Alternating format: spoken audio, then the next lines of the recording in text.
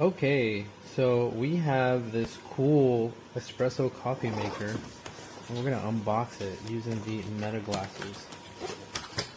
Okay, right off the rip, you get your instruction manual.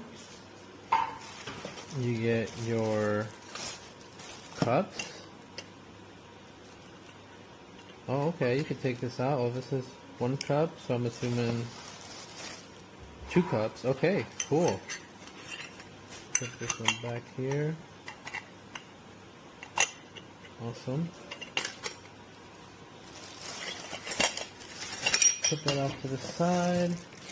Got a measuring spoon. Okay, cool. Now we take it out.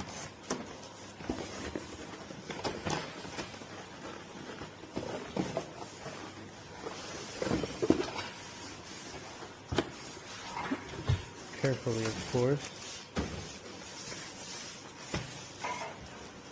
Oh, this is nice. It's like low profile, so you can fit it. Oh wow, you can fit this anywhere.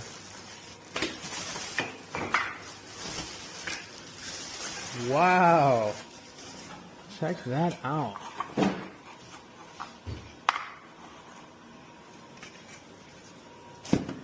So you got